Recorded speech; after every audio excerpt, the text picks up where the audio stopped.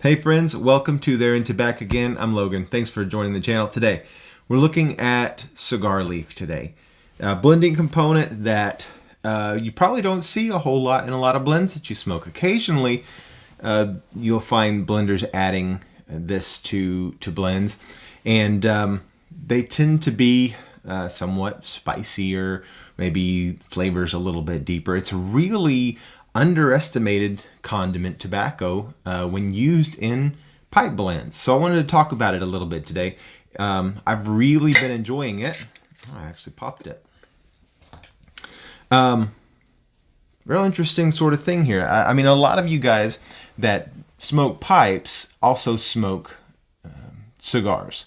And so you're probably familiar with the flavors, though when this is Maduro wrapper leaf, when you get the blending cigar leaf. So you're only getting that cigar wrapper, which doesn't have all the flavors of the filler that they put into a cigar. So the flavor is pretty different.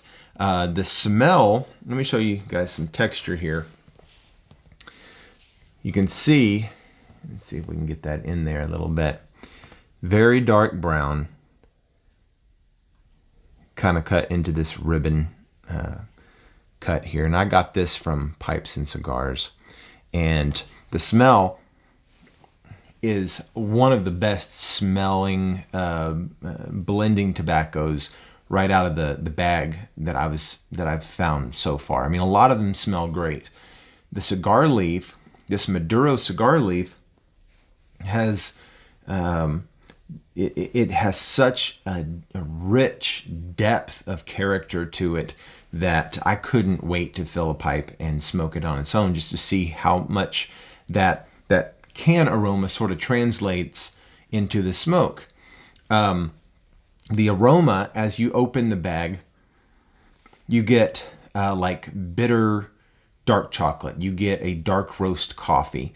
There are hints of a fruitiness there. And I'm not just talking about like that Virginia fruitiness of like dark fermented fruit, which that is there a little bit, but there's a sweetness to it that's almost, when I first opened it, I got hints of cherry. Some people identify it as like a bergamot smell, which is bergamot. If you're not familiar with bergamot, it's a type of kind of a sour, inedible orange, and they use it in essences and aromas and flavorings and things like that. But I don't get the citrus part of it at all. I get almost like a kind of a Queen Anne chocolate cherry sort of, but not specifically. I mean, it is so. I mean, there's like an earthiness underlying earthiness there. There's a kind of a nutty, leathery flavor. It's one of the most complex blending tobaccos that I have ever smelled right out of a can. And when I loaded a pipe with it, the aroma in the can didn't translate in that to the smoke as much as you might think that it would. Now all of those flavors were there, but they were very subtle.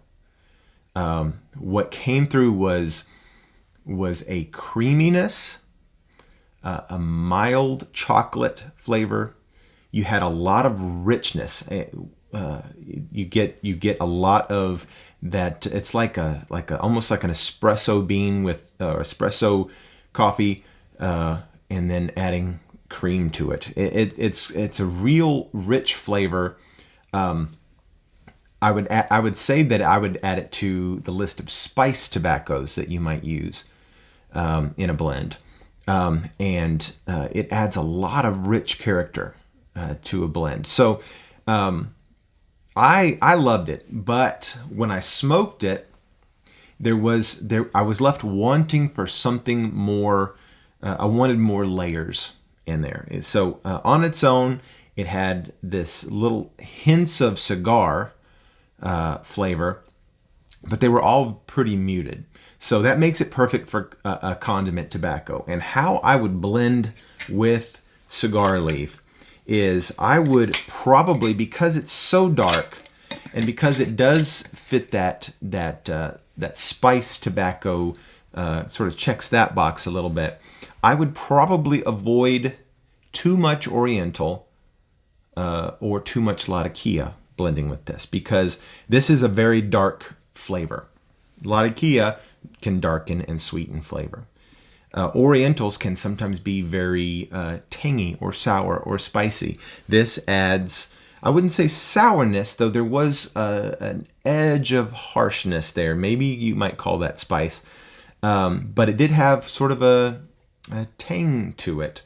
And so you might use this instead of an Oriental. Or if you were to if you wanted to use Oriental or Latakia, I would keep those in very small percentages in just sort of a supporting role with this. What this would go well with is something brighter, something like a bright or lemon Virginia. I would use if you wanted to fill out some of the nuttier depth of it, maybe a white burley.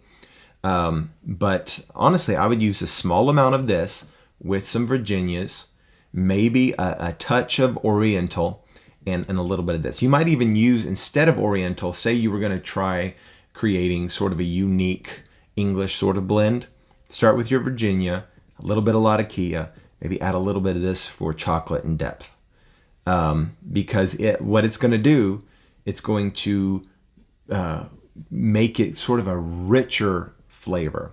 And that it's really interesting how they produce this. If you've ever watched videos or seen how they produce cigars, this is Maduro leaf, and Maduro is just Spanish for mature. And so the leaf that they make this out of is just left on the plant longer, so the color deepens and it has a lot of rich flavor.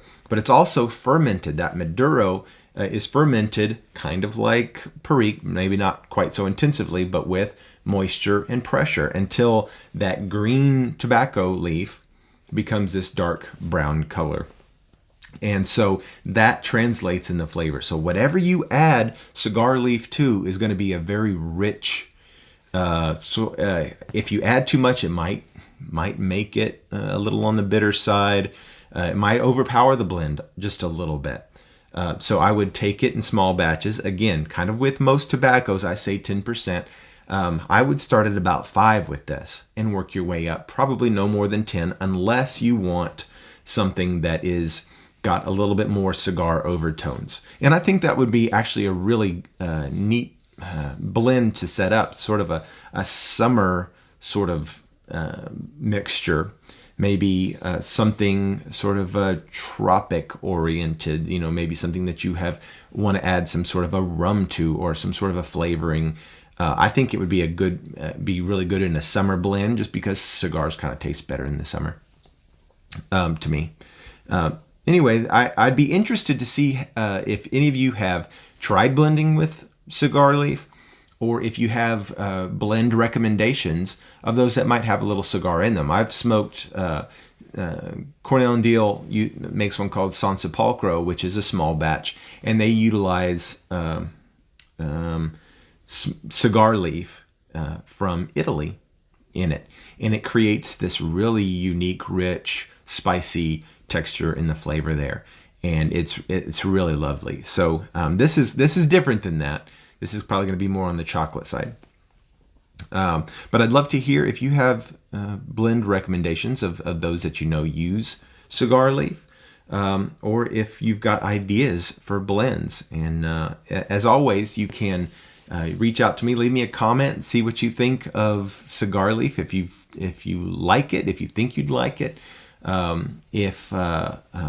if you have any questions, you can drop me an email at westtexpiper@gmail.com. I'll put my email address in the description below. And as always, I thank you guys so much for stopping in. Be sure, if you're not subscribed, to click subscribe, click the like button, and click the bell if you want to be notified when I release new videos.